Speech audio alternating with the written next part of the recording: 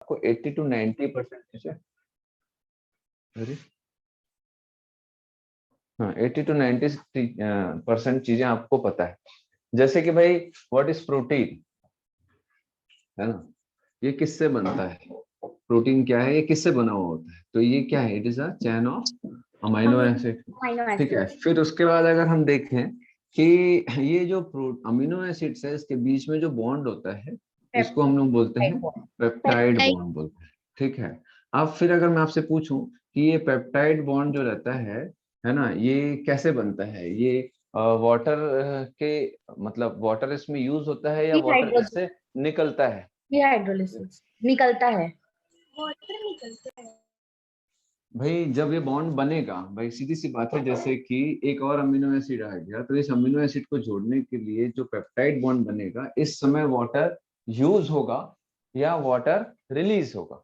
Release होगा, water release होगा। तो फिर से अगर देखेंगे ये ऐसा वाटर रिलीज होगा, दैट इज क्या होगा, क्या हाइड्रोलिसिस। होगा, डिहाइड्रेशन होगा इसका। ठीक है, डिहाइड्रोलिसिस या डिहाइड्रेशन बोलेंगे। देन उसके बाद फिर से एक बॉन्ड बन रहा है ना, सॉरी, फिर से अगर एक बॉन्ड बन रहा है तो क्या होगा, फिर से वाटर मॉलिक्यूल निकलेगा। तो ये क्या है, एक डिहाइड्रेशन हो रहा है ये। ठीक है, डिहाइड्रेशन हो रहा है, वाटर रिलीज हो रहा है ना, प्रोटीन बनते समय। तो ये पेप्टाइड बॉन्ड हो गया। अब अगर हम देखें तो भाई पेप्टाइड बॉन्ड जो रहता है वो किसके बीच में बनता है, फॉर्म्ड कार्बोक्सिल बिटवीन, कौन कौन से ग्रुप के बीच में बनेगा भाई, जैसे ये अमीनो एसिड है, कार्बोक्सिल और ठीक है, amino group, carboxyl group and amino amino group, है ना, अमीनो ग्रुप के बीच में बनेगा। ठीक है, कार्बोक्सिल एंड अमीनो ग्रुप के बीच में बनेगा। समझ आ रहा बात? तो इन दोनों के बीच में जो बनता है यही क्या होता है, पेप्टाइड बॉन्ड होगा। और पेप्टाइड बॉन्ड बनते समय क्या होता है, वाटर रिलीज होता है। रिलीज होगा, वाटर का लॉस होगा। ठीक है, देन उसके बाद हम और क्या देखेंगे कि भाई ठीक है, ये तो प्रोटीन बनने का एक स्ट्रक्चर हो गया। फिर प्रोटीन टूटेगा, पेप्टाइड बॉन्ड टूटेगा तो फिर क्या होगा, वाटर ऐड होगा। प्रोटीन बॉन्ड भाई देखो, जैसे सीधी सी बात है, इसको हमको अगर काटना है, इसको अगर हमको ऐसे काटना है, ब्रेक करना है, ब्रेक करते समय भाई जैसे सीधी सी बात है, आप लोग जैसे कभी ऐसे लोहा काटे हैं, ऐसे लोहा कभी कटते हुए देखे? Yes sir. जो बहुत इंपॉर्टेंट है ना, या फिर आसपास चीजें जैसे चिंगारी ना फैले, तो क्या करते हैं ऐसा काटते समय मेनली, अगर कोई मेटल को काट रहे हैं तो हीट ज्यादा जनरेट ना हो, स्ट्रक्चरल चेंज ना हो, तो क्या करते हैं काटते समय, मेटल को काटते समय क्या करते हैं, पत्थर को काटते समय क्या करते हैं, पानी डालते हैं। पानी डालते हैं। समझ आ रहा है बात? तो वैसे ही जब इसको अपन काटेंगे तो इसमें पानी डलेगा, पानी ऐड होगा। समझ आ रहा है बात? ऐसे याद रखना, मेरा ये कहने का मतलब है। ठीक है, चलो। तो देन उसके बाद अगर हम देखें तो ये हो गया बेटा, किसके बीच में बॉन्ड बन रहा है, carboxyl group and amino group के बीच में बन रहा है, ये हो गया। वाटर लग रहा है, कब वाटर कब रिमूव हो रहा है, हाइड्रोलिसिस कब हो रहा है। ठीक है, तो ये सारी चीजें देख ले। देन उसके बाद अगर प्रोटीन को देखें तो इसका स्ट्रक्चर अगर देखें तो इसका स्ट्रक्चर जो रहता है आपको मालूम है किस किस टाइप का स्ट्रक्चर होता है भाई? Primary, tertiary, secondary, quaternary. हाँ, प्राइमरी स्ट्रक्चर होगा, देन सेकेंडरी स्ट्रक्चर होगा, यही सब आता है ना, टर्शरी एंड क्वाटरनरी। ठीक है, क्वाटरनरी। देखो बेटा, हर एक प्रोटीन प्रोटीन जो रहता है वो स्ट्रक्चरल चेंज करता है, टेम्परेचर के साथ भी स्ट्रक्चरल चेंज करता है। ठीक है, वो अभी एक नॉर्मल टेम्परेचर पे उसका स्ट्रक्चर ये है, तो टेम्परेचर चेंज होने पे उसका स्ट्रक्चर भी चेंज होता है। जैसे अंडा उबालोगे आप, तो अंडा उबालते हैं ना, तो क्या होता है, अंडे में जो प्रोटीन होता है, ठीक है, जो व्हाइट पोर्शन होता है उसका स्ट्रक्चर अलग होता है। उसको जब बॉईल करते हैं तो वो स्ट्रक्चरल चेंज कर लेता है, इसलिए उसका बोल सकते हैं कंसिस्टेंसी भी चेंज हो जाता है। ठीक है, जहाँ आप लोगों को पॉलीमर इस समय पढ़े होगे ना, रबर वबर जो रहता है, सॉरी, बहुत सारे जो प्रोटीन होते हैं वो स्ट्रक्चरल चेंज करते हैं टेम्परेचर से भी। ठीक है, चलो, तो ये तो खैर बात हो गई। अब ये प्राइमरी और सेकेंडरी, टर्सरी, क्वाटरनरी, ये अलग अलग स्ट्रक्चर क्यों है भाई? सीधी सी बात है, प्रोटीन जो रहता है वो स्ट्रक्चरल चेंज करने की कैपेसिटी होती है।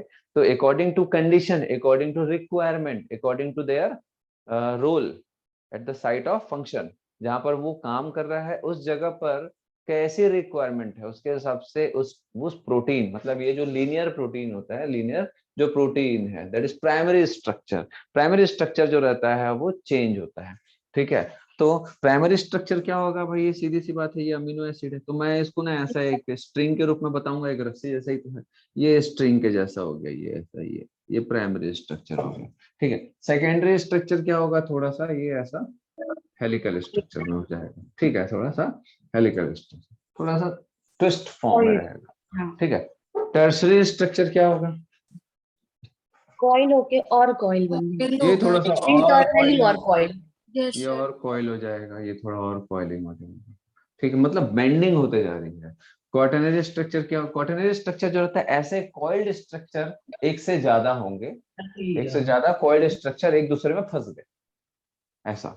तो जैसे कि मान के चलो ये टर्शरी स्ट्रक्चर है, ठीक है, तो ये ऐसा वाइंडिंग हो गया, देन इसके साथ में एक और ऐसा, ये, तो एक से ज्यादा जो क्या बोलते हैं प्रोटीन स्ट्रक्चर है वो एक दूसरे में इंटरकॉइल्ड हो गए और ज्यादा फोल्डिंग्स हो रहे हैं उनके बीच में, तो वो क्वाटरनरी हो गया, ठीक है। अब लीनियर स्ट्रक्चर जो होता है, दैट इज प्राइमरी, वो बायोलॉजिकल फंक्शन में बहुत ज्यादा रोल प्ले नहीं करते हैं, ठीक है। तो इसका एग्जांपल्स आप लोग लिख लो, क्या क्या होते हैं प्राइमरी स्ट्रक्चर्स, सेकेंडरी स्ट्रक्चर। मेरे सेकेंडरी स्ट्रक्चर का लिखना, क्योंकि जब भी बनेगा, आप लोगों ने जेनेटिक्स में देखा है, मेनली जब बनता है, जब भी प्रोटीन स्ट्रक्चर बनता है, अमीनो एसिड चेन बनती है, तो वो प्राइमरी ही बनता है बेटा शुरू में। देन उसके बाद जरूरत के हिसाब से, जगह के हिसाब से वो क्या होता है, उसमें ट्विस्टिंग चालू होता है। समझ आ रहा है बात, ठीक है।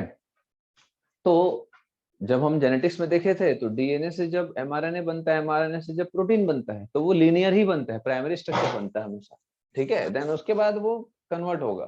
तो सेकेंडरी स्ट्रक्चर में लिखना बेटा, fibrous protein in hair nails, आपके बुक में नहीं दिया है, आप लोग लिख लेना फिर भी। सर क्या लिखना है? Fibrous protein in hair and nails, secondary fibrous protein in hair and nails, ठीक है, सेकेंडरी का। ये बस डायग्राम ध्यान रखना, और इसका एग्जांपल तो वैसे आपके एनसीईआरटी में नहीं है, उतना नहीं पूछेगा, खाली क्वाटरनरी का पूछता है, हीमोग्लोबिन में जो ग्लोबिन होता है उसका। टर्शरी मायोसिन,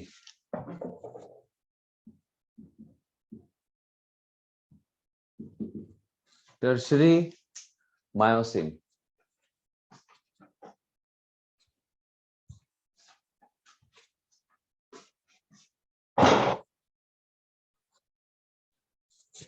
एंड क्वाटरनरी, ये दिया है, पढ़े होगे, है ना, haemoglobin. Haemoglobin, 2 alpha and 2 beta polypeptide, 2 alpha and 2 beta polypeptide, ठीक है।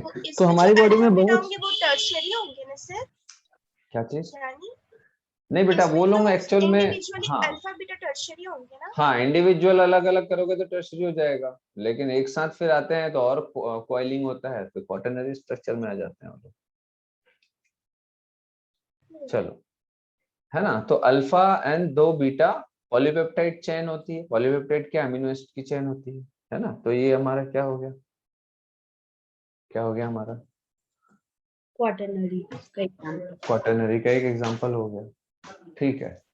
अब देखो बेटा, ये तो हो गया हमारे स्ट्रक्चर वाली बात, है ना, क्लियर है ना। शॉर्ट में इस बहुत ज्यादा नहीं आता है, इतना ही ध्यान रखना। देन उसके बाद अगर हम देखें, सबसे मैंने पिछले क्लास में बताया था कि जो प्रोटीन्स होते हैं, है ना, प्रोटीन्स होते हैं वो किससे बनता है,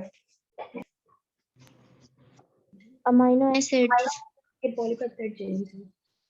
अच्छा, आइसो इलेक्ट्रिक पॉइंट कभी पढ़े हो क्या आप, आइसो इलेक्ट्रिक पॉइंट पीएच का, हाँ सर, यस सर, वो न्यूट्रल से कुछ चेंज हो जाता आइसो है। इलेक्ट्रिक, हाँ, पढ़े हो, आइसोइलेक्ट्रिक पॉइंट जो रहता है ना, एक ऐसा पीएच रहता है प्रोटीन का कि जब इलेक्ट्रिक फील्ड देते हैं तो वो मूव नहीं करता है, ठीक है।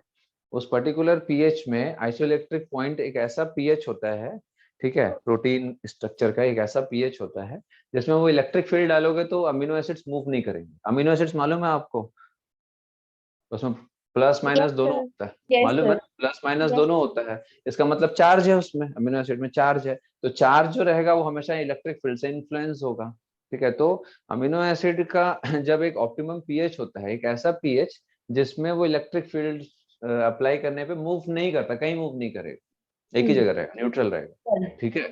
तो उसको आइसोइलेक्ट्रिक पॉइंट बोलते हैं, है ना। उस पीएच पे अमीनो एसिड मूव नहीं करता, उसको आइसोइलेक्ट्रिक पॉइंट बोलते हैं। पढ़े होगे क्या आप लोग केमिस्ट्री में? मैं इसलिए ज्यादा नहीं बता रहा हूँ केमिस्ट्री वाली चीजें। चलो अच्छा, कितने टाइप के अमीनो एसिड्स होते हैं हमारे पास? SM. अमीनो एसिड्स कितने टाइप के होते हैं? 20. अमीनो एसिड्स जो रहते हैं वो टोटल 20 टाइप के होते हैं, है ना। टोटल 20 टाइप्स के होते हैं। 20 टाइप्स में 20 टाइप जो रहता है दो कैटेगरी में बटा हुआ है, क्या? एसेंशियल और Non-essential. Non essential. अब ये नॉन एसेंशियल क्या होता है, समझ रही हो हमारी एल्फी? बॉडी. क्या क्या पढ़ा रहा हूँ, कहाँ से क्वेश्चन आते हैं, है ना। यहाँ से आते हैं, यहाँ से आते हैं, यहाँ से आते हैं, ये सबसे आता है। अमीनो एसिड्स का टाइप पूछेगा, कितने कैटेगरी में होते हैं, दो कैटेगरी में होते हैं, एसेंशियल नॉन एसेंशियल। एसेंशियल क्या होते हैं, वो ऐसा अमीनो एसिड जो हमारी बॉडी सिंथेसाइज नहीं करती, हमको बाहर से लेना पड़ता है, तभी हम डिफरेंट टाइप्स के प्रोटीन्स खाते हैं, दाल, सोयाबीन, अंडा, चिकन, मटन, ठीक है, मिल्क प्रोटीन जो रहता है, वे प्रोटीन होता है, सोया प्रोटीन होता है, बहुत सारे, है ना, मसल प्रोटीन होता है, एग का प्रोटीन होता है। तो ऐसे हम डिफरेंट टाइप के प्रोटीन्स खाते हैं। तो फिर आप लोगों के दिमाग में एक सवाल आएगा, अगर कोई एक एसेंशियल अमीनो एसिड है तो क्या उसके लिए कोई एक पर्टिकुलर प्रोटीन ही हमको खाना पड़ेगा? नहीं, ऐसा नहीं है। क्यों? क्योंकि प्रोटीन जो रहते हैं वो हेट्रोपॉलीमर्स होते हैं, होमोपॉलीमर्स नहीं होते हैं। तो जैसे ये एक अमीनो एसिड है, तो ये जो अमीनो, जैसे लाइसिन है ना, मान के चलो, तो लाइसिन अमीनो एसिड पूरा का पूरा अमीनो एसिड लाइसिन नहीं है। या लुसीन है, आइसोलुसीन है, तो पूरा का पूरा लुसीन या आइसोलुसीन नहीं होगा। ट्रिप्टोफैन अमीनो एसिड है, पूरा का पूरा ट्रिप्टोफैन नहीं होगा। तो क्या है, अलग अलग टाइप के, लुसीन, आइसोलुसीन, ट्रिप्टोफैन, XYZ, जो भी आप अमीनो एसिड का नाम पढ़े हो, सेरीन, ठीक है। तो ये सब क्या अलग अलग टाइप के अमीनो एसिड्स होते हैं एक प्रोटीन की चेन में। तो प्रोटीन की चेन जो रहती है वो हेट्रोपॉलीमर्स होता है। ये है तो पॉलीमर, बहुत सारे मोनोमर्स हैं, दैट इज अमीनो एसिड बहुत सारे जुड़े हुए हैं, तो ये पॉलीमर है, पॉलीपेप्टाइड है। समझ आ रहा बात? तो ये पॉलीमेरिक चेन जो रहता है ये होमो नहीं है, मतलब सिमिलर टाइप के अमीनो एसिड्स कभी भी प्रोटीन नहीं बनाते, डिफरेंट टाइप्स के अमीनो एसिड्स प्रोटीन बनाते हैं। क्यों ऐसा? सर, ताकि एक प्रोटीन को हम खाएंगे तो हमको सारे टाइप के मिल जाए। हाँ, और दूसरा रीजन?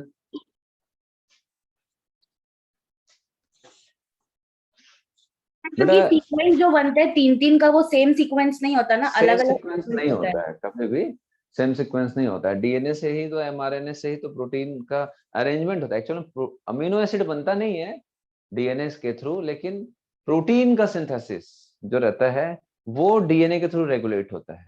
तो यहाँ पर मैं अमीनो एसिड की बात नहीं करूँ, मैं पूरी प्रोटीन कोड्स चेन तो की बात करूँ। डीजेनरेट होते हैं सर, एक अमीनो एसिड के लिए more than one code available है, तो नहीं हाँ, तो बेटा पॉसिबल है एक ही जैसे अमीनो एसिड तो पूरा चेन नहीं बनेगा ना, एक ही अमीनो एसिड जो रहता है, ठीक है। और हमारे पास आप लोग देखे होगे बेटा 64 कोडॉन्स होते हैं 20 अमीनो एसिड को कोड करने के लिए।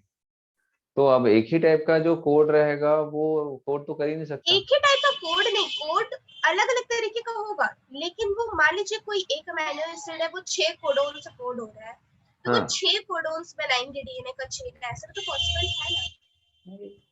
बेटा मैं प्रोटीन चेन की बात कर रहा हूँ पूरा, ठीक है। वो दो चार जो कोड हैं अलग अलग, वो एक अमीनो एसिड को कोड कर रहे हैं, ठीक है। लेकिन क्या पूरी प्रोटीन की चेन की बहुत लंबी होती है, ठीक है। ऐसा 2 4 5 10 20 ऐसा अमीनो एसिड नहीं होता, उसमें बहुत सारे होते हैं।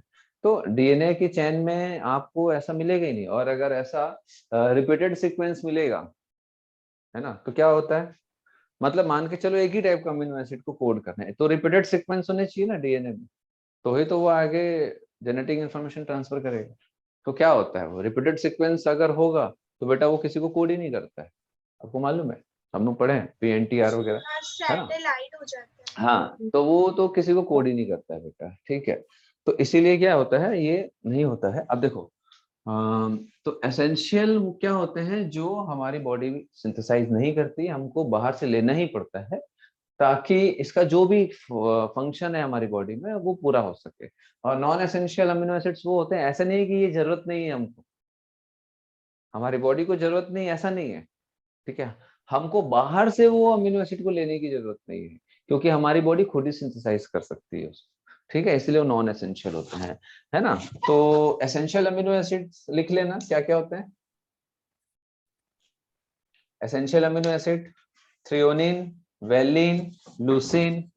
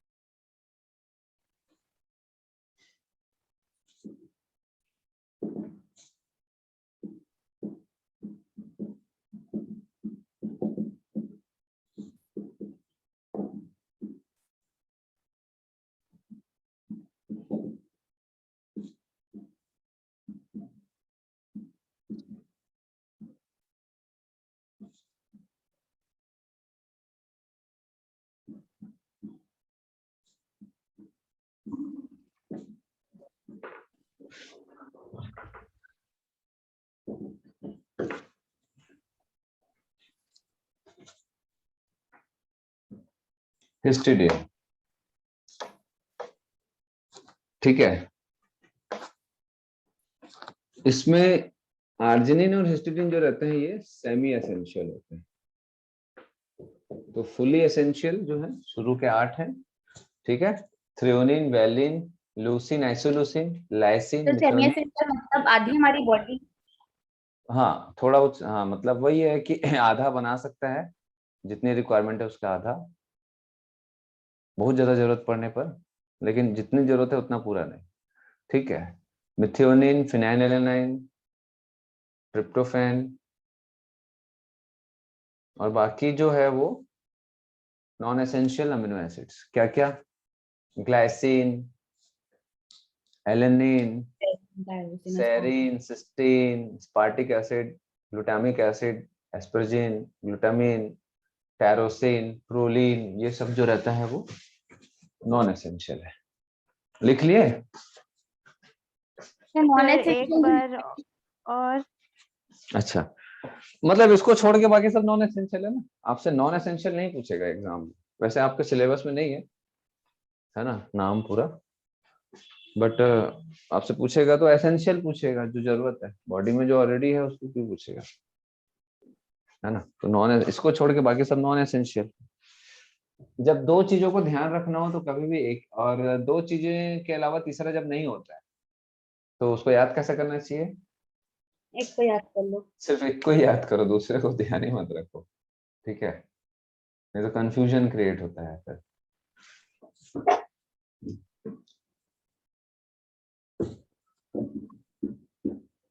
सर 20 से ज्यादा भी होते हैं क्या अमीनो एसिड्स? हमारी बॉडी के लिए 20 ही जरूरत है ना। 300 टाइप के होते हैं वैसे, 300 अमीनो एसिड्स होते हैं अप्रोक्सीमेटली, 300 या उससे ज्यादा अमीनो एसिड्स होते हैं, ठीक है। Yes sir. फिर अब दिमाग में आएगा कि जब इतने सारे 250, 300 या उससे ज्यादा अमीनो एसिड्स हैं तो हम लोग 20 क्यों पढ़ते हैं, क्योंकि हमारे जो काम की चीज है जिसमें हमारा प्रोटीन या एंजाइम्स बनता है या हॉर्मोन्स बनता है वो इन्हीं 20 से बनता है। जैसे कि अगर आप जेनेटिक्स में जो कोडॉन्स के बारे में पढ़ते हो, ठीक है, तो उसमें जब आप देखते हो तो जो आप देखोगे ना बेटा, जब कोडॉन्स के बारे में पढ़ते हैं, तो उस समय 64 कोडॉन्स कितने अमीनो एसिड को कोड करते हैं बताओ, कितने अमीनो एसिड कोड करते हैं? 20। बीसी को तो करते हैं ना, और कहाँ और क्या कि नहीं करते हैं? 20 अमीनो एसिड को ही कोड करते हैं। 20 अमीनो एसिड को कोड करने का मतलब 20 अमीनो एसिड बनाता नहीं है बॉडी, ठीक है। कोड करने का मतलब होता है उसको अरेंज करता है, बस 20 को ही रीड करता है वो। समझ आ रहा है कि नहीं? सर तो जो 20 मिथ्योनिन है वो हाँ हमको बाहर से लेना पड़ता है, हमारी बॉडी नहीं बनाते स्टार्टिंग कोडॉन। नहीं, बाहर से ही लेना पड़ता है बेटा हमको। वैसे रीयूज होता है अमीनो एसिड, ठीक है, बाहर से ही लेना पड़ता है। हम खाते हैं जो भी है ना बेटा, उससे हमको मिल ही जाता है। समझ आ रहा है? जो खाते हैं हमको उससे मिल ही जाता है। तो जो बहुत ज्यादा जरूरत रहता है, जो मतलब हर चीज में यूज होता है, वो कॉमनली हमको डिफरेंट टाइप्स के प्रोटीन के थ्रू मिल जाता है। हम प्रोटीन तो खाते ही है ना, हम सब्जी भाजी भी खाते हैं तो भी कुछ ना कुछ प्रोटीन हमको मिलता है, कुछ ना कुछ उसमें अमीनो एसिड्स काम का हमारा रहता ही है। समझ आ रहा बात? अब ये अलग बात है सिर्फ चावल ही खा रहे हैं, बस चावल खा के जिंदगी, चावल और नमक, तो फिर कुछ नहीं मिलेगा, ठीक है। लेकिन आप सब्जी फ्रूट्स कुछ भी खाओगे तो उसको कुछ ना कुछ तो अमीनो एसिड्स मिलेगा उसमें। ऐसा नहीं है कि प्रोटीन नहीं होगा, क्योंकि भैया बिना प्रोटीन के तो कोई स्ट्रक्चर बन ही नहीं सकता। कोई भी लिविंग स्ट्रक्चर बिना प्रोटीन के कैसे बनेगा? समझ रहे हो बात को? Yes sir. है ना? तो glycine, alanine, serine, cysteine,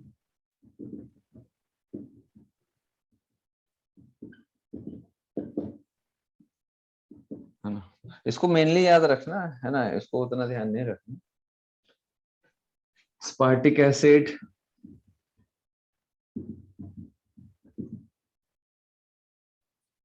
glutamic acid, asparagine. Sir इनका स्ट्रक्चर तो कभी नहीं पूछेगा ना? नहीं,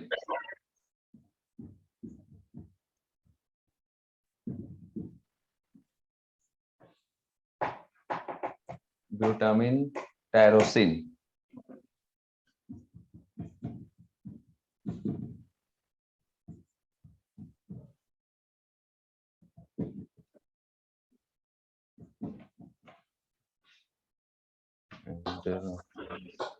लास्ट प्रोलीन।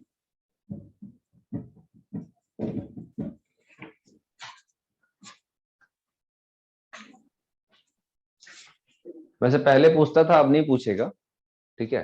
पहले पूछता था बट अब उतना नहीं पूछ रहा है ये, है ना।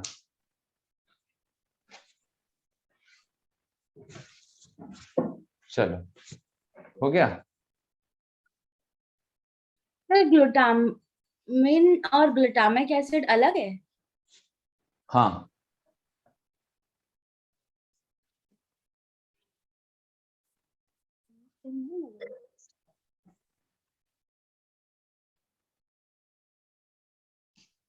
चलो हो गया। हाँ सर। चलो हटा दूं। Yes sir.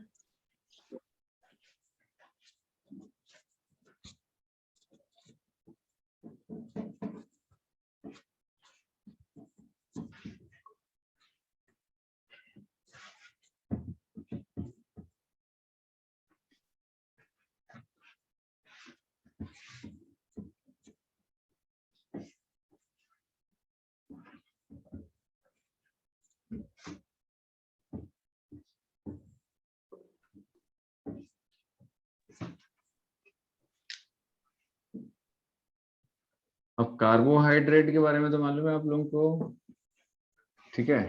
कार्बोहाइड्रेट, कार्बोहाइड्रेट जो रहते हैं, ठीक है, एक तो बेटा मोनोमर होगा और एक पॉलीमर होगा, ठीक है। मोनोमर कुछ भी हो सकता है, ग्लूकोज, फ्रक्टोज एक्सेट्रा, ठीक है।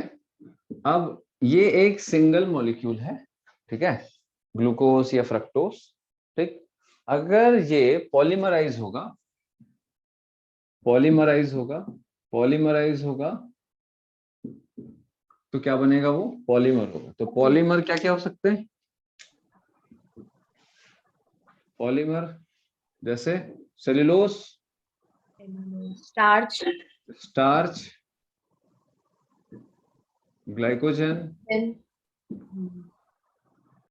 इन्यूलिन, मतलब बहुत सारे होते हैं। ठीक है, बहुत सारे होते हैं। तो अगर मेनली अगर देखें सेल्यूलोज कहाँ पाया जाता है, ये दो तीन चीजें ही पूछता है बस। हाँ, सेल वॉल प्लांट, प्लांट में मिलता है आपको, प्लांट सेल वॉल में। ठीक है, स्टार्च कहाँ मिलेगा? So food फूड है, storage. स्टोर्ड। हाँ, स्टोर्ड Plant फूड है ये, प्लांट का स्टोर्ड फूड है ये। ठीक है, तो ये सेल वॉल कंपोजिशन बनाता है, ये प्लांट स्टोर्ड फूड है। ठीक है, ग्लाइकोजन एनिमल्स स्टोर्ड फूड है। स्टोर्ड फूड है। ठीक है, इन्यूलिन पॉलीमर है, पॉलीमर है fructose का उसको। ठीक है, तो बाकी जो रहता है स्टार्च, सेलुलोज और ग्लाइकोजन, ये किसका पॉलीमर है? glucose. ग्लूकोज का, पॉलीमर ऑफ ग्लूकोज। इससे ज्यादा नहीं आता है इसमें कुछ। पर ठीक है, इन्यूलिन क्या मतलब क्या काम आता है? ये सब प्लांट में कुछ कुछ बनाने काम आता है बेटा, प्लांट का यूज में आता है, हमारे यूज उतना नहीं है। बहुत सारा प्लांट्स का यूज आता है ये, लिख लो, लिखना है तो एग्जांपल। सर मोनोमर सिर्फ ग्लूकोज और फ्रक्टोज ही हो सकता है कि और भी कुछ हो सकता है? और भी हो सकते हैं बेटा, माल्टोज वगैरह हो सकता है? माल्टोस कैसे होगा बेटा? galactose हो सकता है ना. हम्म, चलो, अरे एक मिनट रुको।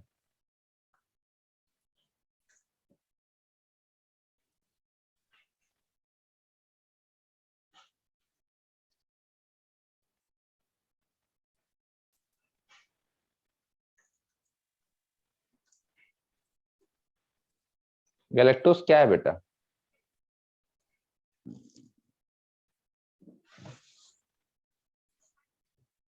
गैलेक्टोस क्या है? पढ़े थे ना अपन डाइजेस्टिव सिस्टम। सर ये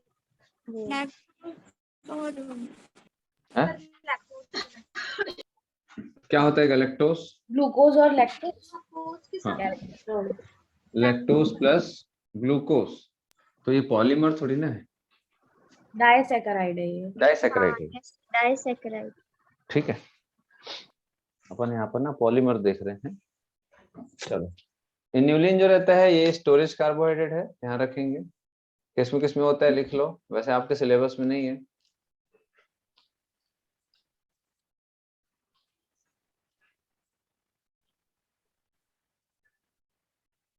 सर ये वे स्टोरेज क्या है ये स्टोरेज फूड है, ये भी स्टोरेज कार्बोहाइड्रेट है। प्लांट्स में? हाँ, प्लांट्स लिखो, देखो। स्टोरेज कार्बोहाइड्रेट है ऑफ प्लांट। सर किसमें लिखना है? इन्यूलिन। ऐसे नोट्स में इन्यूलिन, इन्यूलिन, इन्यूलिन जो रहता है वो स्टोरेज कार्बोहाइड्रेट है प्लांट्स में। वेट, स्टार्च है ना सर? हाँ वो तो वेट, स्टार्च है। हाँ लिखो ना बेटा, wait, onion, banana, garlic,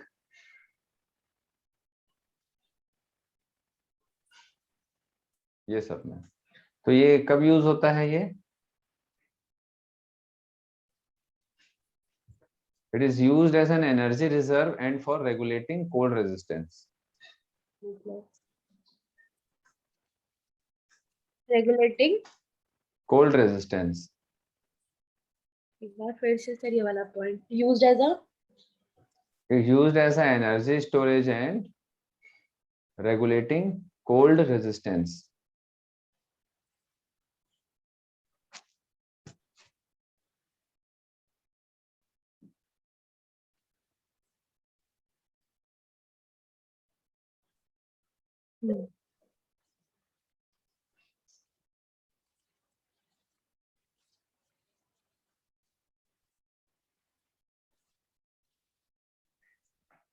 It is a type of it is a type of starchy substance. It is a type of starchy substance, एक प्रकार का स्टार्च ही होता है ये।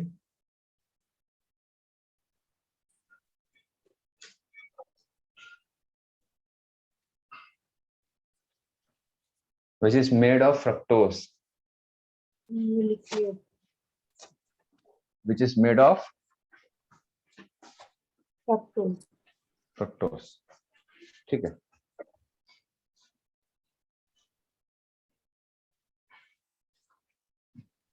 क्योंकि ग्लूकोज हो या फ्रक्टोज हो सब स्टोर करते हैं, और जनरली जो फ्रूट्स होता है, फ्रूट्स जो होते हैं उसमें फ्रक्टोज शुगर होता है, ठीक है।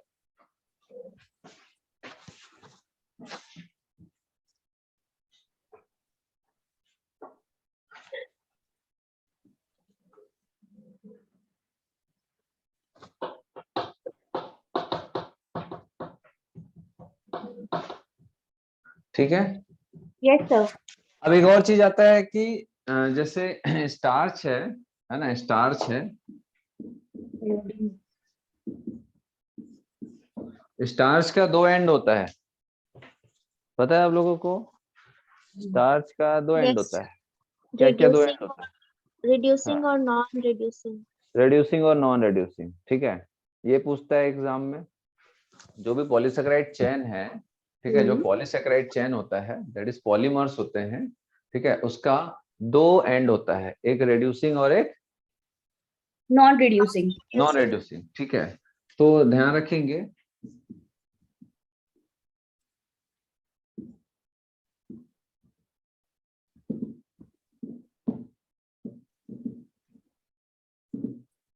बाकी आप लोग इसका डिटेल जो रहता है केमिस्ट्री में पढ़ते हो, ठीक है, पढ़ते हो नहीं पढ़ते हो? आप लोग ऐसे पढ़ते हो ना, आयोडीन आयोडीन आयोडीन ऐड होता है, ऐसा करके आप लोग पढ़ते हो, कलर Yes. देता है, आर्ट्स में आप यस लोग सर। कुछ रिएक्शन होता है ना, ऑर्गेनिक केमिस्ट्री में कुछ रिएक्शन होता है ना जिसमें आयोडीन डालते हैं, कलर चेंज होता है, ब्लू कलर आता है, पढ़े हो? Yes. किसमें पढ़ते हो? रेड कलर आता है। हैं? आता है, ठीक है। तो देखो स्टार्च जो रहता है इट कैन होल्ड आयोडीन, फिर एग्जाम में पूछता है क्यों, क्यों? स्ट्रक्चर इसका एक हाँ, स्ट्रक्चर होता है बिकॉज ऑफ हेलिकल स्ट्रक्चर, ठीक है, हेलिकल स्ट्रक्चर होता है इसका, जो कि सेलुलोज में नहीं पाया जाता है। सेलुलोज हेलिकली, मतलब जैसे इसमें हेलिकल स्ट्रक्चर होता है वैसे ही सेलुलोज में नहीं पाया जाता। तो अगर आपको पता करना है कि स्टार्च है सेलुलोज केमिकली, तो आयोडीन ऐड कर देते हैं तो उससे मालूम चल जाता है, ठीक है, कि भाई वो आयोडीन को होल्ड कर पा रहा है कि नहीं होल्ड कर पा रहा है। तो इसका जो हेलिकल स्ट्रक्चर होता है वहां पर आयोडीन जो रहता है वो होल्ड हो जाता है, इसके कारण इसका कलर थोड़ा सा ब्लूइश दिखता है, ठीक है। तो ये ध्यान रखना बहुत इंपॉर्टेंट है। अच्छा, हाँ, सो कलर इज ब्लू, है ना, but cellulose can't hold iodine, ठीक है, इसलिए वो ब्लू कलर नहीं देता, ठीक है, ध्यान रखना। ये दो तीन चीजें हैं जो आता है एग्जाम में।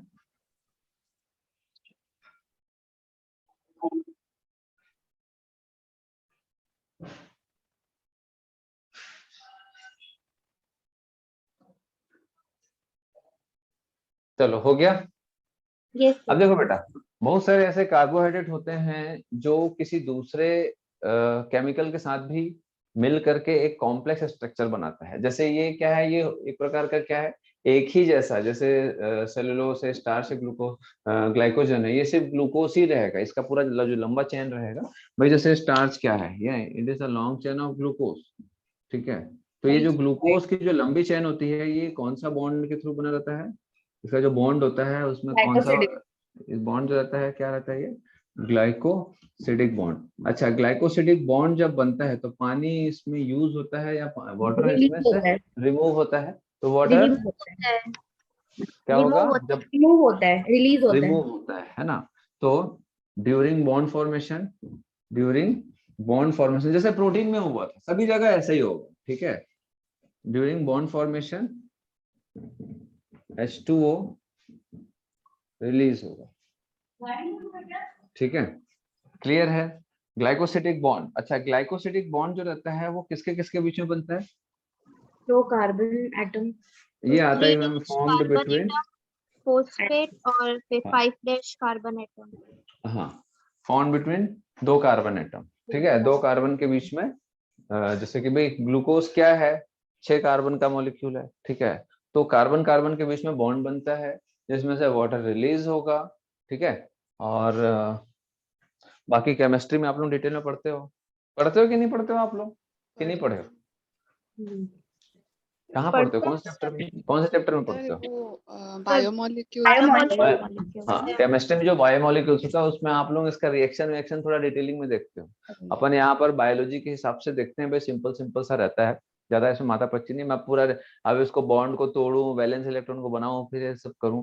ठीक है, तो फिर बीच बीच में मेरे को इसमें फिर ओपी को लाके फिर आपको थोड़ा सा बताना पड़ेगा। ठीक है, देखो बच्चों ये फिर मैं आऊंगा, बायोलॉजी में होता है, आप लोग उसको पढ़ चुके हो, इसलिए मैं ज्यादा इसमें नहीं बता रहा हूँ, क्योंकि बायोमोलिक्यूल्स जो रहते हैं केमिस्ट्री, एक्चुअल में केमिस्ट्री है, और इसका फंक्शन जो रहता है कुछ कुछ जो बायोलॉजी का है ना, कि भाई ये स्टार्च कहाँ पाया जाता है, ग्लाइकोजन कहाँ पाया जाता है, तो ये मेनली बायोलॉजी है। ठीक है, मैंने आप लोगों को एक और चीज बताया था, without physics and chemistry there is no biology. There is no biology.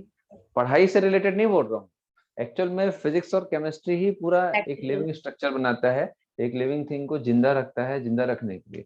अच्छा, एक वो भी आया था, अभी मैंने पेपर में पढ़ा था, आइंस्टीन का एक लेख था, उन्होंने बताया था कि जो भी लिविंग स्ट्रक्चर है ना, जो भी लिविंग थिंग्स है, जो भी जीवित प्राणी है इस दुनिया में, फिजिक्स उन पे काफी कुछ अप्लाई होता है, मतलब फिजिक्स अप्लाई होता है उन पे, सब पे, एक्सटर्नल या इंटरनल, सेल के अंदर भी फिजिक्स अप्लाई होता है। तो उनका एक लेटर जो है, मैं अभी भी कहीं पेपर में या फिर ना मोबाइल में ऐसे आता है ना न्यूज, तो उसमें मैं देखा था। ठीक है, जैसे मैं बोलते रहता हूँ, मैंने पहली बार देखा तो उन्होंने उस समय भी बताया था कि बायोलॉजी में एक्चुअल में फिजिक्स ही अप्लाई होता है। अब वो फिजिसिस्ट थे, इसलिए फिजिक्स बोले, मैं उसमें ऐड कर दिया केमिस्ट्री भी, क्योंकि बिना केमिस्ट्री के कैसे होगा बेटा, ये सब क्या है, Reactions, ये सारे पूरा reactions. केमिकल रिएक्शन है, पूरा केमिकल रिएक्शन। अभी आप एंजाइम पढ़ोगे, एंजाइम क्या है, पूरा केमिकल रिएक्शंस है। ठीक है, बॉन्ड ब्रेक हो रहा है, बॉन्ड बन रहा है, ये क्या है, पूरी केमिस्ट्री तो है। समझ आ रहा बात? तो बिना फिजिक्स केमिस्ट्री के तो कोई लिविंग स्ट्रक्चर जिंदा नहीं रह सकता, सबके लिए फिजिक्स चाहिए। ठीक है, चलो क्लियर है इतना? न्यूक्लिक एसिड देखते हैं। अच्छा, इसमें और एक जो है, मतलब मालूम है आपको कि कैटिन वैटिन बनता है, कॉम्प्लेक्स पॉलीसेकेराइड बनता है, जिसमें डिफरेंट टाइप के शुगर के अलावा भी स्ट्रक्चर्स जुड़े हुए रहते हैं, जैसे अमीनो ग्रुप जुड़ा रहता है, ये सब जो है, ये सब सिंपल है, ये हम लोग वहां भी पढ़ चुके हैं, म्यूकोपॉलीसेकेराइड, ठीक है, अमीनोग्लाइकेंस, ये सब हम एनिमल किंगडम में भी पढ़े थे जब ऑर्थोपोडा वगैरह बताया था। ठीक है, तो देन न्यूक्लिक एसिड भी हम पढ़ चुके हैं। न्यूक्लिक एसिड क्या होता है, अब मैं आपसे पूछूं what is nucleic acid? Sorry, it is the polynucleotide. क्या होता है, पॉलीन्यूक्लियोटाइड होता है। ठीक है, तो व्हाट इज न्यूक्लियोटाइड? आपका sugar. Nucleoside plus phosphate. Nucleotide क्या होता है? Nucleic phosphate, sugar and nitrogenous nitrogen basis, base. है ना? हाँ. न्यूक्लिक एसिड, ये सब हम पहले तो बेटा बहुत सारी चीजों में देख चुके हैं, है ना, जेनेटिक्स में तो मैंने पूरा बताया था। तो न्यूक्लिक एसिड जो रहता है, it is a polymer of nucleotide. Side ठीक है, अब what is nucleotide?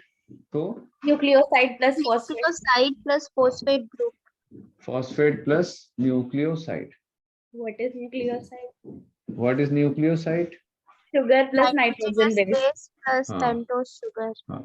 Sugar plus nitrogenous Base. Bases. अब नाइट्रोजिनस बेसिस चार टाइप, दो Purine. कैटेगरी में होते हैं, Purine और pyridine. पायरिडीन। पायरिमिडिन, प्यूरिन, क्या क्या होते हैं? Adenine, Adenine. guanine. Adenosine, adenine, Guanine. Guanine and pyrimidine, Cytosine, thymidine, cytosine, uracil, thymine, thymine और uracil. यूरेसिल। ठीक है। शुगर जो रहता है किस टाइप का रहता है? Pentose sugar. राइबोस और पेंटोस शुगर। पेंटोस शुगर जो रहता है दो कैटेगरी में रहेगा, ribose ribose ribose and deoxyribose. Deoxyribose.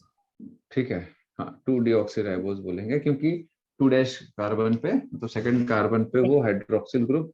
तो इनमें से किसमें हाइड्रोक्सिल ग्रुप है और किसमें नहीं है? राइबोस में डीऑक्सी में नहीं है। राइबोस में है हाइड्रोक्सिल ग्रुप है प्रेजेंट होगा और इसमें हाइड्रोक्सिल ग्रुप नहीं होगा। एब्सेंट होगा। डीऑक्सी का मतलब वही है ना, है ना, है ना। तो कौन से कार्बन पे? On second. 2' कार्बन ठीक है, ये राइबोस शुगर किस में प्रेजेंट होगा? आरएनए आरएनए में। डीएनए 2' कार्बन ये किस में प्रेजेंट होगा? डीऑक्सीराइबोस। मतलब ये स्ट्रक्चर कौन सा होगा शुगर का? डीएनए में होगा। डीएनए। ठीक है। फॉस्फेट जो रहता है का चार्ज क्या होगा? 2 माइनस -2। ठीक है, इसका मतलब क्या है? एसिड है। हाँ, ये एसिड है। ठीक है, नेगेटिवली चार्ज है ना। समझ आ रहा बात कि नहीं समझ आ रहा है? यस सर, आ रहा है। Yes sir. तो ये है बेटा, ये सब तो हम बचपन से देखते आ रहे हैं। बचपन मतलब हमने जब क्लास चालू किए थे तब आप बच्चे थे, अब आप बड़े हो गए हो। बड़े हो ठीक गए है, हो। तो बचपन में अपन ये सब पढ़े हैं। धीरे धीरे जब बड़े होते हैं तो सब हम ये देख चुके होते हैं। ठीक है, देन उसके बाद इसमें और क्या देखेंगे? और कुछ देखना बचा है क्या इसमें? बताओ तो आपने। सर बॉन्ड न्यूक्लिक देखते किसके बीच में क्या क्या होता है। हाँ, बॉन्ड जो रहता है, जैसे कि अब फॉस्फेट है, शुगर है, नाइट्रोजनस बेस है। फॉस्फेट है, शुगर है, नाइट्रोजनस बेस, जो XYZ है। ठीक है, तो अब ये जो शुगर है ये पेंटोस शुगर है, यस सर। जो पेंटोस शुगर है। ठीक है, तो अब ये जो एक फॉस्फेट जो रहता है ये दूसरे शुगर से जुड़ेगा या फॉस्फेट फॉस्फेट एक दूसरे से जुड़ेगा? शुगर से जुड़ेगा। शुगर से जुड़ता है। एक फॉस्फेट जो रहता है कितने शुगर से जुड़ता है? 2 दो। ठीक है, तो ये जो फॉस्फेट है ये एक, इसको मैं ऐसे लिखूंगा यहाँ पर, है ना। तो ये एक ऐसा जुड़ेगा, एक ऐसा जुड़ेगा। ठीक है, तो शुगर और फॉस्फेट के बीच में जो बॉन्ड होता है, ये जो बॉन्ड होता है, it is ester bond. Ester bond. Ester bond, ये ईस्टर बॉन्ड होता है, ध्यान रखेंगे। ठीक है, फॉस्फेट और शुगर के बीच में जो बॉन्ड होगा ये शुगर है। ठीक है, फॉस्फेट और शुगर के बीच में जो बॉन्ड होता है वो ईस्टर बॉन्ड होता है। फिर से फॉस्फेट एंड शुगर के बीच में जो बॉन्ड होगा वो ईस्टर बॉन्ड होगा। 2 मिलके फॉस्फोडाइएस्टर। अब 2 ठोक बॉन्ड बन गया, 2 ईस्टर बॉन्ड, 2 ईस्टर बॉन्ड बना, इसीलिए फॉस्फोडाइएस्टर बॉन्ड। डाइस्टर बॉन्ड बोलते हैं इसको। ठीक है ना। अब यही पूरा मिल के ऐसे ही और भी फॉस्फेट ग्रुप जो रहता है ऐसा होगा, दूसरे शुगर के साथ ऐसा। ठीक है, साइटोसिन बना, है ना। तो ऐसा बनेगा। और क्या बनेगा भाई? ये क्या है? एक न्यूक्लियोटाइड। समझ आ रहा बात? ये क्या है? दूसरा न्यूक्लियोटाइड, ऐसा। ठीक है, अब ये जो फॉस्फेट है और जो शुगर है ये कौन कौन से कार्बन के साथ जुड़ता है शुगर के? 3 और 5। 3 और 5। ठीक है, तो ऊपर वाला 3, नीचे वाला 5। ऊपर वाला 3' और नीचे वाला 5'। तो यहाँ पर अगर मैं बोलूंगा ये एक एंड है, ये एक एंड है, तो ये 3' एंड होगा या 5' एंड होगा? 3' एंड होगा। नहीं नहीं, 5' एंड होगा। 5' एंड होगा। जो फ्री एंड होता है कार्बन का उसी को ही 3' या 5' बोला जाता है। Yes sir. अब जैसे कि फॉर एग्जांपल ये 5' 3' 5' 3' 5' 3' तो अब कौन सा एंड फ्री हुआ? 3' ये 3' एंड फ्री हो गया। हाँ समझ आ रहा है आप लोगों को? जी सर। ये 3' एंड फ्री है, यहाँ पर 5' एंड फ्री है क्योंकि 3' के साथ में फॉस्फेट है, इसके 5' एंड के साथ में कार्बन के साथ में फॉस्फेट है, इसके थर्ड कार्बन के साथ में ये फॉस्फेट है, इसके 5th कार्बन के साथ में ये फॉस्फेट है, इसका 3 कार्बन फ्री हो गया, इसका 3 के साथ में ये फॉस्फेट है तो 5 कार्बन फ्री हो गया, तो ये 5' एंड हो गया, ये 3' एंड हो गया। ऐसे हम लोग 5' और 3' एंड को रिकॉग्नाइज करते हैं।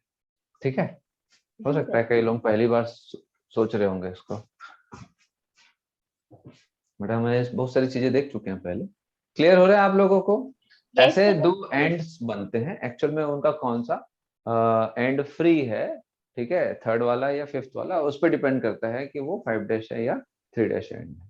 ठीक है, क्लियर है ये? हाँ, अब इसमें जो डीएनए बनेगा, हम लोगों ने कौन सा मॉडल देखा था वाटसन एंड क्रिक का? Double helix. डबल हेलिक्स, तो वो बी डीएनए था। डबल हेलिकल मॉडल जो रहता है वो बी डीएनए होता है, और भी जेड डीएनए भी होता है, और बहुत सारे मॉडल होते हैं। बी डीएनए जो रहता है किसने दिया था? वाटसन एंड क्रिक ने दिया था। वाटसन एंड क्रिक ने दिया था। ठीक है, डबल हेलिकल मॉडल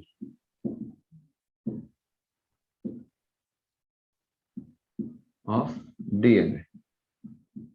ठीक है, double helical model of DNA. ठीक, समझ आ रहा बात? अब इसका जो पिच विच है सबको मालूम है, एक जो राउंड होता है ऐसा, एक जो राउंड ऐसा होता है, यहाँ से लेके यहाँ तक कितना उसका लेंथ होता है? 34 एंगस्ट्रॉम का। हाँ? देखो ये सब हम लोग पढ़ चुके हैं यार, अभी एकदम से आप लोग मूक बधिर टाइप का मत देखो। मूक बधिर, यू नो मूक बधिर, मालूम है ना? ऐसे वो जो न्यूज में जो बोल नहीं पाते हैं, ऐसा मजाक नहीं उड़ा रहा हूँ, ठीक है, वो लोग ऐसा तो करते हैं ना। कितना होगा? 3.4 एंगस्ट्रॉम। लेकिन जो बेस 10 ठोक रहते हैं, तो ऑब्वियसली इसका लेंथ है 34 एंगस्ट्रॉम, तो इसमें एक पिच में 10 ठोक रहेगा, 10 रहेगा, तो बीच में 3.4 एंगस्ट्रॉम का, है ना? समझ आ रहा है बात? और ये जो ऐसा मुड़ते हैं ऐसा, तो वो ऐसा देखोगे ना, ऐसे डांस करते हैं, तो ये कितना डिग्री की कोयली ऐसा डांसिंग करते हैं ना, वो भरतनाट्यम वगैरह। हाँ, कितना डिग्री का होता है वो पूछता है, कितने डिग्री का? हाँ, पूछता है 36। हाँ पूछता है ना, क्यों नहीं पूछेगा? अच्छा, पूरा ही पूरा घूम जा रहा तो 360 होगा।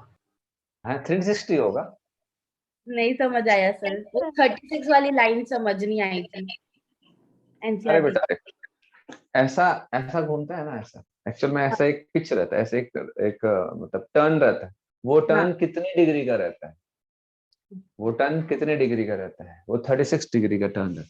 जो टर्निंग होती है ना, ये जो टर्न रहता है, हाँ 36 डिग्री का होता है। अब ये आप लोग सोच रहे होंगे ये तो पूरा घूमा है सर, ये तो पूरा 360 हो जाएगा। नहीं, वो ऐसे होता है बेटा, जैसे 2 पेपर होगा उससे समझ, 2 रस्सी से समझ आएगा। देखो मैं आप लोगों को समझाता हूँ। जैसे ये डीएनए 360 कैसे होगा? इसको ऐसे घुमा दिया, 2 बार घुमाऊंगा तब, घूम गए 2 बार घुमाऊंगा तब, नहीं पता, 2 बार घुमाऊंगा तब। इधर देखो, इधर देखना, इसको मैं 2 बार घुमाऊंगा ना तब 360 होगा। ये ऐसा है, ये एक बार हुआ 90 डिग्री, फिर एक बार हुआ, लेकिन इसको मैं क्या करूंगा, 2 हल्का बार सा 180 हो रहा है ना।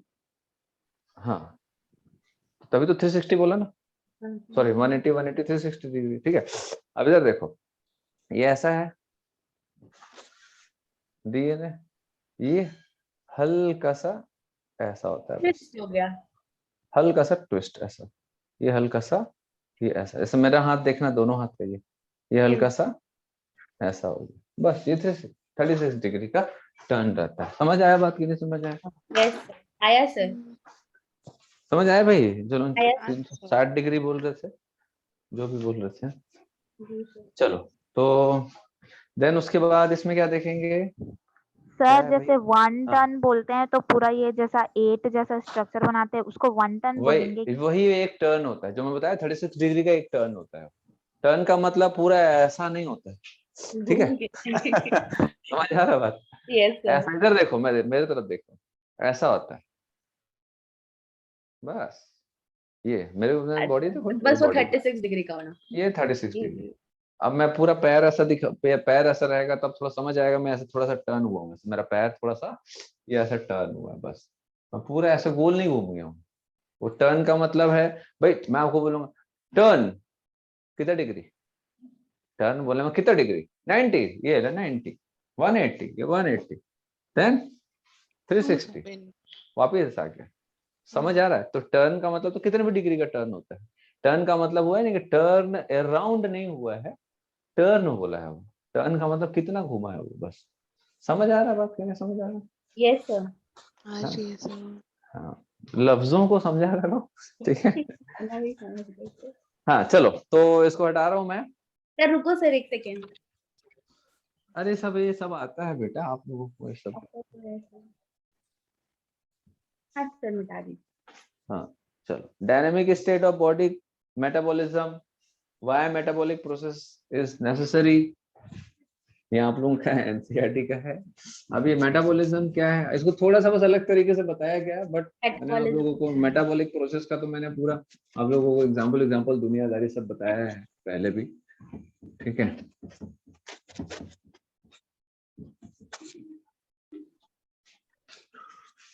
तो व्हाट इज मेटाबॉलिज्म? चलो मैं जिससे पूछूं बताएंगे, बताओ भाई। Ayush, Ayush, Sir, what is chemical metabolism? reactions in our body. तो केमिकल रिएक्शन हो गया जी। Chemical reaction is a chemical reaction.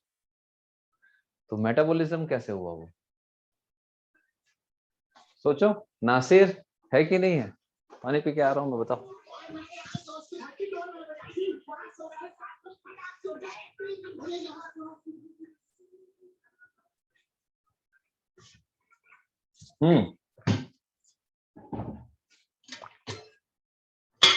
बताओ, व्हाट इज मेटाबॉलिज्म?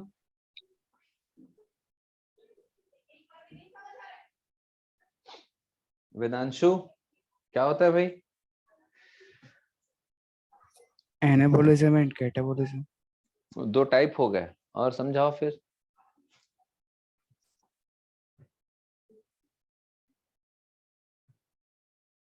दो टाइप हो गए, समझाओ उसको, कैसे समझाओगे आप? बुकिश नहीं, मतलब आपको जो आता है वो।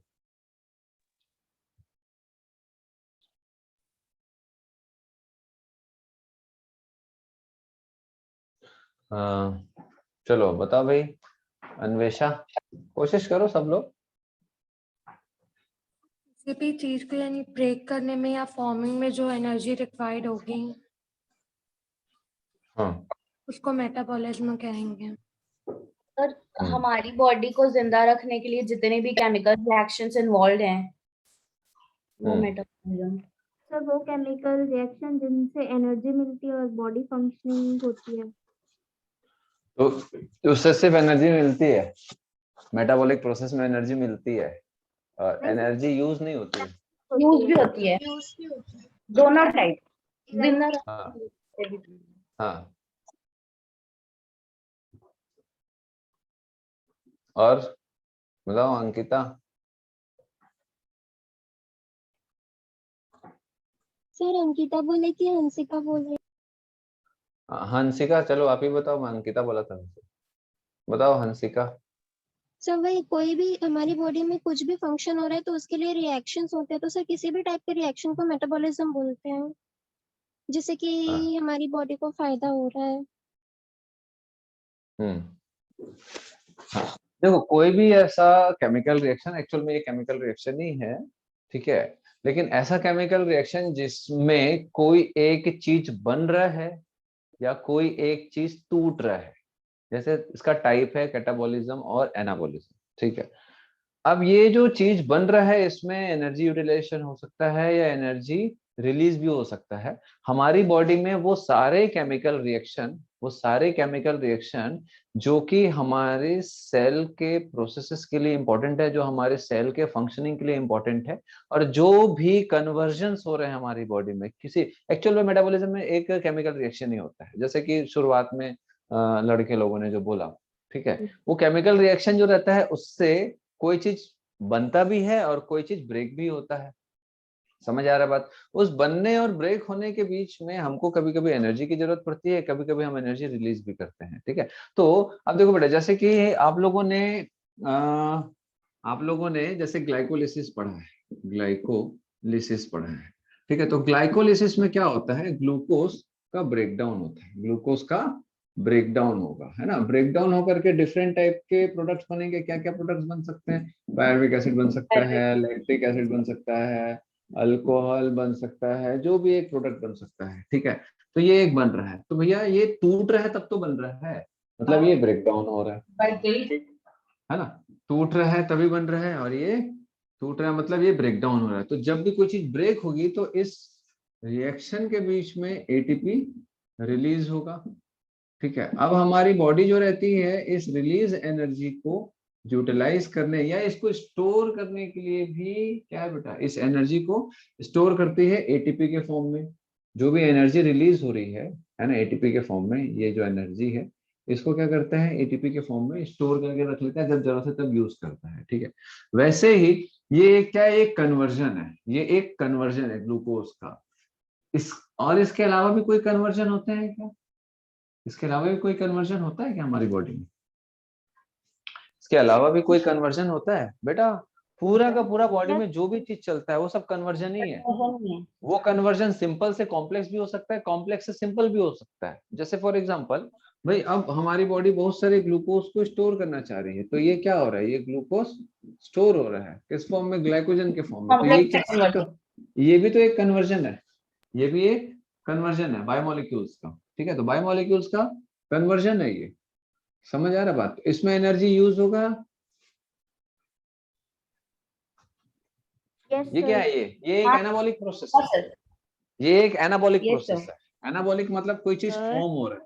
हाँ बोलो। बनना। सर मतलब जो भी फूड हाँ। अपन लोग इनटेक करते हैं उस फूड का ब्रेकडाउन होता है, फिर जो एनर्जी प्रोवाइड होती कॉम्प्लेक्स फॉर्म में उसी को बोलते हैं ना मेटाबॉलिज्म।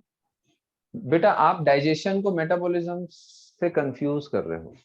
जैसे हम कुछ खाते हैं, ठीक है, जैसे हम कुछ खाते हैं Yes, sir. तो वो भी एक मेटाबॉलिज्म का ही एक पार्ट है, ठीक है, लेकिन सिर्फ वही मेटाबॉलिज्म है ऐसा नहीं सोचना। जैसे हम कोई चीज खाते हैं तो पहले उसको तोड़ते हैं, तो वहां पर एंजाइम के थ्रू तोड़ते हैं। तो कोई चीज को ब्रेक कर रहे हैं तो एंजाइम को ऐसा काम करने के लिए एनर्जी चाहिए, तो ऑब्वियसली वो एनर्जी उस एंजाइम के पास होता है, Yes, ठीक है। sir. देन लेकिन जब वो बॉडी में एब्जॉर्ब होता है तो भी हमको मालूम है ना, एब्जॉर्प्शन के लिए भी हमको एनर्जी चाहिए होता है, एक्टिव ट्रांसपोर्ट के Yes, लिए, sir. एब्जॉर्प्शन के लिए हो गया। देन उसके बाद जब हम ये जो फूड है इसको जब हम ब्रेक कर रहे हैं ताकि हमारे सेल को एनर्जी मिल सके, तो ये एक ब्रेकडाउन प्रोसेस है। देन ये कैटाबॉलिज्म हो गया, ये कैटाबॉलिक प्रोसेस हो गया। अब हमको एनर्जी को स्टोर करना है, ये एनाबॉलिक प्रोसेस हो गया। तो हमारे Yes, सेल sir. में कोई चीज बन रहा है या कोई चीज ब्रेक हो रहा है, और ये कंटिन्यूअस चलते रहता है, ये कभी रुकता नहीं है, ये कंटिन्यूअस चलते रहता है बेटा। जैसे फॉर एग्जांपल कि मैं क्या ऐसा कर सकता हूँ कि मैंने आज एक कटोरी चावल खाया, उसके बाद रात तक नहीं खाया, रात तक वो एनर्जी जो रहता है, जो भी चावल से मेरे को जो ग्लूकोज मिला था उससे मेरी बॉडी को एनर्जी मिल गई। अब मुझे रात को खाना खाना है ताकि रात तक के लिए मुझे एनर्जी, लेकिन मुझे सोना है, मुझे रात को ज्यादा एनर्जी नहीं चाहिए, ज्यादा मूवमेंट तो होता नहीं है बॉडी का, तो मैं क्या करूंगा, चावल नहीं खाऊंगा। तो क्या अब मेरी बॉडी स्टेबल हो गई है, इक्विलिब्रियम में आ गई है नहीं, कि नहीं? एकदम स्टेबल हो गई क्या, कि बस अब तो जरूरत ही नहीं, सो गए, अब एनर्जी की रिक्वायरमेंट ही नहीं है, नहीं भी खाएगा तो चलेगा, ऐसा है क्या? बोलो नहीं, भाई, बताओ, नमीरा, मोरिना, क्या ऐसा हो सकता है कि अब मुझे एनर्जी की जरूरत नहीं है? जैसे मैंने सुबह चावल खाया, रात को अब नहीं खाया, तो क्या मुझे एनर्जी की जरूरत होगी कि नहीं होगी? होगी सर एनर्जी की जरूरत। होगी। तो फिर मैं तो खाना नहीं खाया, तो अब कहाँ से आएगा? जब पहले खाए थे, जो पहले कब खाए थे? परसों? सुबह खाए थे ना सर, सुबह। सुबह खाए थे, वो तो यूज हो गया रात तक। अब रात स्टोर्ड फॉर्म में भी तो है ना, सर वो फैट वगैरह के तो फॉर्म में तोड़ेंगे, ये तो स्टोर किए, ये तो स्टोर करके रखे हैं उसको हम, तोड़ेंगे। जो एनाबॉलिक प्रोसेस के थ्रू। अब ये वापस क्या होगा, इसको ब्रेक करेंगे, कैटाबॉलिक। Yes sir. है ना? देन उसके बाद ये ग्लूकोज फ्री होगा, देन इसको ब्रेक करेंगे, देन कैटाबॉलिक प्रोसेस। तो एनाबॉलिक कैटाबॉलिक कंटिन्यूअस प्रोसेस जो चलते रहता है, ये कभी रुकता नहीं है, ठीक है?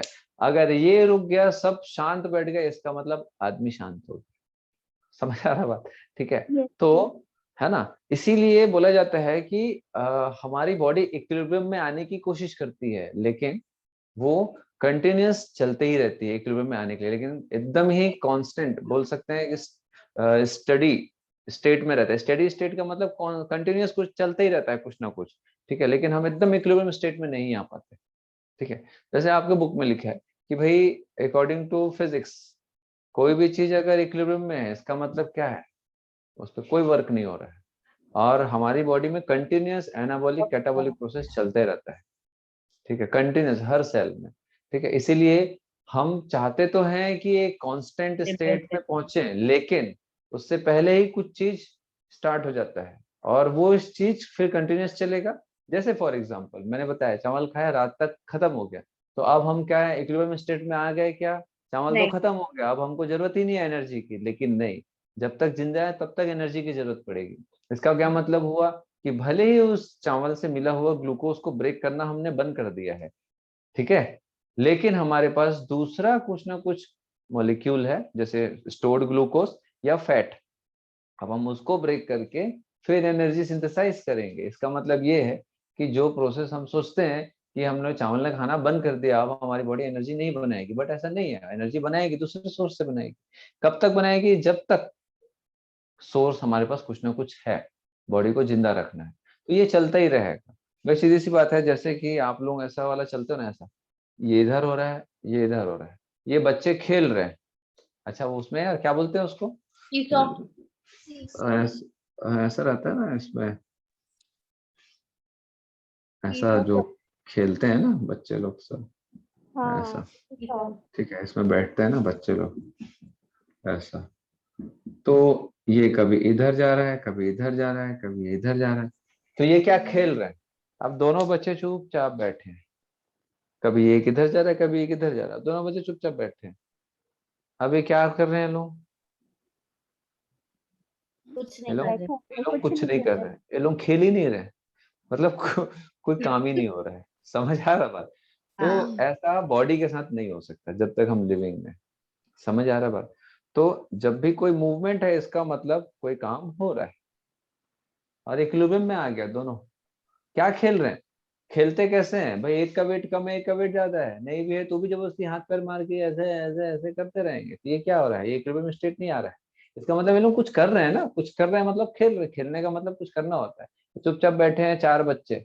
अब देखो, जैसे फॉर एग्जाम्पल मैं देखता हूँ आजकल, जैसे चार लोग बैठे हैं, एक फ्रेंड लोग, सब अपने अपने मोबाइल में हैं। क्या कर रहे हैं लोग? बात कर रहे हैं? नहीं कर रहे। खेल रहे हैं? नहीं खेल रहे। They are in equilibrium. कुछ भी नहीं कर रहे हो लोग एक्चुअल में, देखा जाए तो। इससे अच्छा लोग घर पे ही रहते हैं। ऐसे ही कुछ नहीं करना था तो घर पे ही रहते हैं, बाहर पर जाके गार्डन या रेस्टोरेंट में क्यों बैठे? वो लोग कुछ कर तो ना रहे।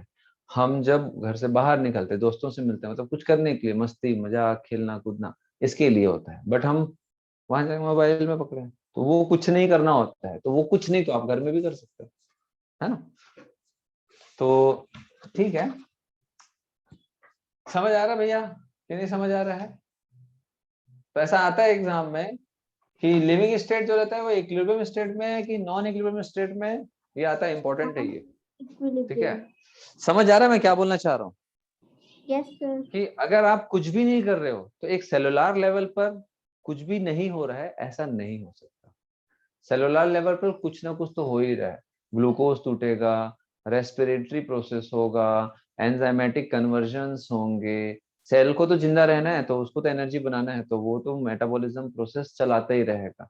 ज्यादा एनर्जी है तो स्टोर करेगा, कम एनर्जी है तो ब्रेक करेगा, ये चलता ही रहेगा। इसलिए नॉन इक्विलिब्रियम स्टेडी स्टेट में होता है हमारा लिविंग सेल या हमारी लिविंग बॉडी। ये इंपॉर्टेंट है, ध्यान रखेगा। इससे मैं आपको ऐसा समझाया हूँ, समझ आ रहा है कि नहीं, है ना? 2-3 टॉपिक को एक साथ मिला के समझा दिया हूँ कि नहीं समझ आ रहा है?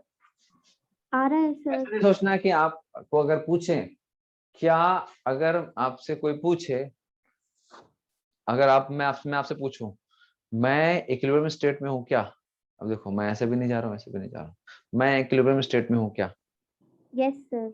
मेरी बॉडी इक्विलिब्रियम स्टेट में है कि नहीं, चलो बताओ। मैंने नहीं जरा है से, मेरी बॉडी इक्विलिब्रियम स्टेट में है कि नहीं है?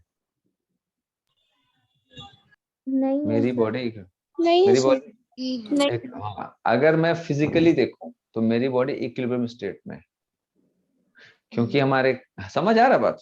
हाँ लेकिन अगर एक लिविंग स्ट्रक्चर के हिसाब से देखूं तो बॉडी इक्विलिब्रियम स्टेट में नहीं, दोनों अलग अलग चीजें हैं। मैंने बोला मेरी बॉडी बाहर से देखने से इक्विलिब्रियम में है क्या, इक्विलिब्रियम का मतलब होता है कि एकदम एक जैसा कांस्टेंट रहना, ठीक है, ऐसा ऐसा ऐसा ऐसा नहीं हो, एकदम इक्विलिब्रियम में, स्टेबल स्टेबल स्टेबल, ठीक है, एकदम। समझ आ रहा बात? ना इधर हिल रहा हूँ ना इधर। लेकिन एक लिविंग, अगर मैं बोलूं ये एक लिविंग बॉडी है, ये इक्विलिब्रियम में है क्या, तो नहीं, लिविंग बॉडी इक्विलिब्रियम में नहीं आ सकती, कंटिन्यूस उसमें कुछ ना कुछ चलता रहेगा फॉर बीइंग लिविंग। सही बोलो ना, इंग्लिश ठीक है ना? Yes sir.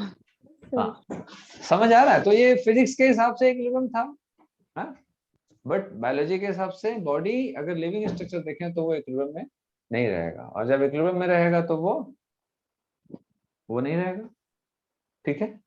वो कौन? जिसकी बॉडी इक्विलिब्रियम में आएगी, हाँ क्लियर हो रहता? Yes sir. देखो आधा घंटा लगेगा मेरे को ना एंजाइम्स पढ़ाने में,